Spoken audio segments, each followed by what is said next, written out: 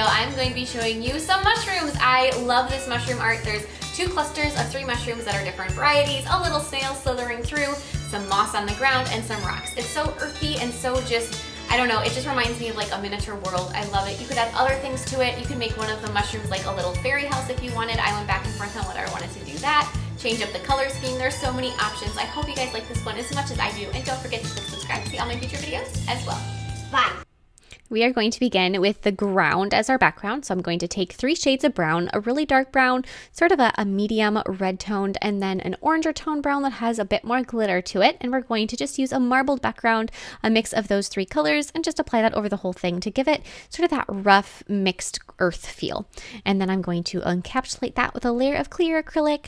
Once that has been done, you can go ahead and file it into shape. If you don't want to do it this way, the other option would be to sugar it with more brown acrylic to make it really look like dirt. And I have a past video that shows that technique in the description box below. It is my gardening tutorial. So if you missed that one and you want to do it that way where it really looks like it's got the texture of soil, go ahead and check out that. Now, after that's been filed, you can set it to the side and we can start making all of our little elements and figurines for our little mushroom garden. I'm going to start with the biggest type of mushroom, which was the first one that I knew I wanted to make and the one that I was the most excited to make. And I'm going to start sculpting their stems with a kind of a tan color acrylic. All of the color names will be in the description box below, so if you are curious about any of them, check for that. There's also a discount code for Double Dib's website, which is the brand that all of these acrylics are from. And if you are curious, they are dipping powder, but they work really nicely as acrylic. So I've had a couple people ask, is it okay that they are labeled as dipping powder? Absolutely, yes, go for it. They actually, to me, work better for sculpting details than acrylic that's marketed as acrylic does because they're more finely milled and they apply smoother. So we've got the little stems of our mushrooms, and then we're going to add the bell tops to the mushrooms with more of a terracotta red tone color after they have been done, and with just a thin layer so you have a pancake style for each mushroom. Then you're going to take and put them onto some kind of a platform so you can hold them a little easier and sculpt the rest of their details and their shapes. On the stems of these mushrooms, after you add a second layer to really build up the roundness, take the very tip of your brush and just run it back and forth multiple times to create little tiny grooves and a little bit of texture inside that stem. Once that's done, you're going to need to take probably several layers of acrylic to build up the height of the top of the mushroom. As you're building up the top of this, look at it from side to side to make sure that it looks nice and round and smooth from not just the front where you're looking down on it, but also from the left or the right. It does take quite a bit of acrylic to make these look nice and round and smooth, especially considering the fact that compared to a nail, they really are quite large at this point. And so if you're used to sculpting teeny tiny things, when you try to grab bigger amounts of acrylic to sculpt something bigger, it can seem like you're going to end up with way too much. After you have rounded off both sides of each mushroom, take a little hand file and just smooth out the transition from side to side and make sure that there isn't any weird kind of a gap. Then with an off-white color, I'm going to be filling in the underside of my mushroom with a thin layer, and then using a dotting tool or the tip of your brush, I'm going to be scraping it to create a little bit of a texture underneath that for the gills. Once that's been done, I'm going to carve the bottom of the mushroom to make a nice smooth surface to be gluing it onto the nail when I get to that point. I'm going to go back to my nail form backing using a different shade of tan. I'm going to be sculpting the stems of my secondary kind of mushroom. When you're making these, there are so many different color combinations. Like I said in the intro, just so many different combinations and ways to personalize this design and switch it up and make it your own.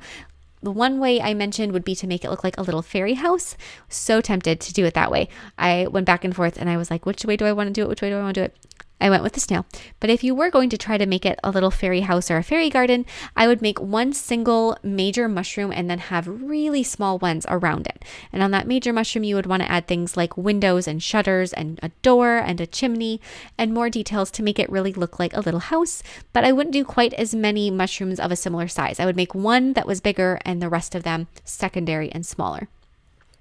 For these mushrooms, after I have them started, I'm going to go through the same process. Round them off on both sides, leave them to the side, file the bottom. Then I'm going to go through and I'm going to make my snail body. If you are a snail fanatic, I absolutely love snails. They are like one of my absolute favorite animals. I don't know why. Nobody really knows why. Some people think I'm really strange for that, but snails are one of my favorites.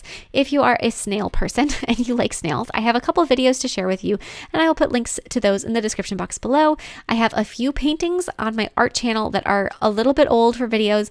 They're probably 10 years old, maybe, or maybe not quite that old. They're a while ago. but they are snails and they're so pretty and they're hanging in my salon. So if you are a snail person, look for those. I also have an extreme 3D snail video that is a realistic looking snail on a nail that is on a leaf. Love that one too. If you like snails, look at that one as well. I recommend watching both of those or any of those if you are a snail person. So after you have your snail's body sculpted, the shell sculpted, you're going to want to do the same thing like you did with everybody else. Add second layers to front and back to round them off. When you are sculpting the snail's shell, you want to give it that little curly cue right in the middle. As you are sculpting in that curly cue, if your acrylic just doesn't give you time to do that, you could also do that with paint, but it looks so much better if you can get that sculpted in with acrylic. On that other video that I have that I mentioned that's a snail, I used an actual little seashell to make my snail's shell.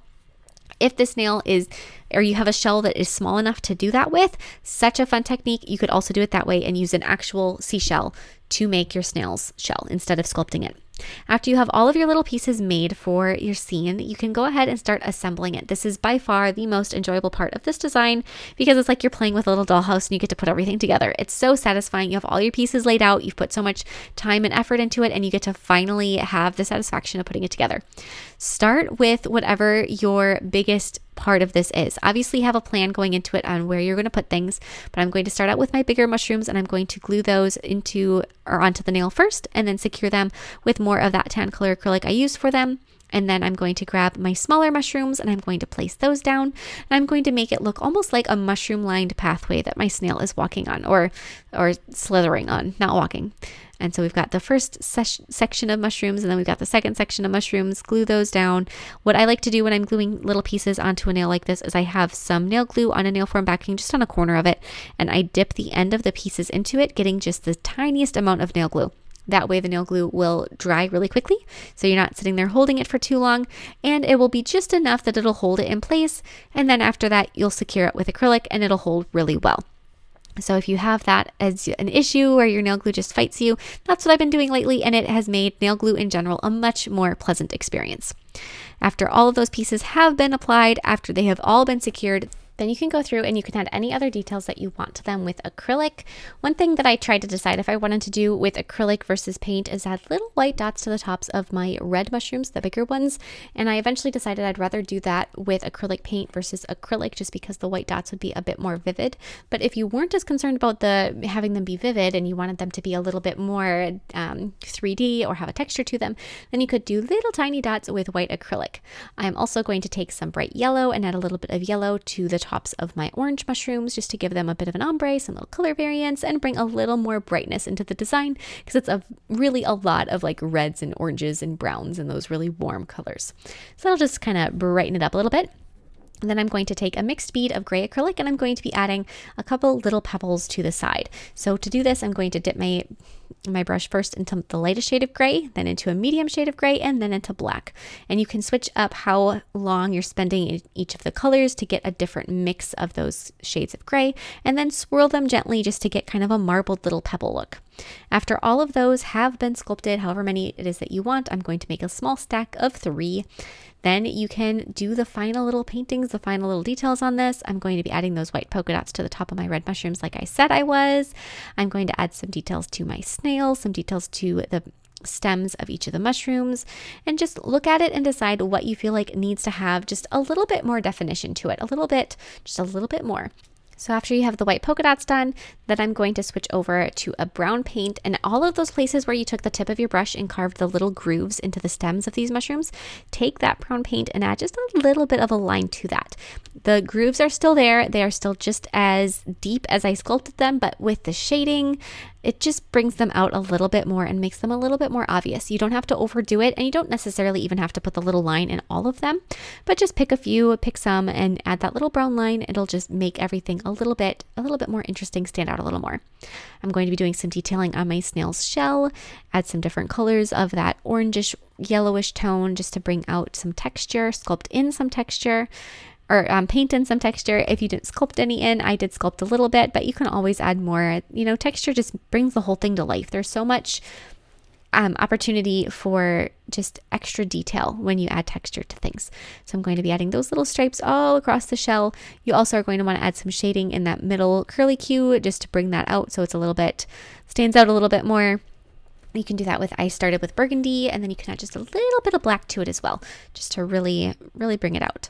You can add some brightness to your snail's body. I'm going to use a very bright green just to add some different kind of spots to his body, and also make it look like it has a little bit more of a rippled pattern to it, especially right along the sides.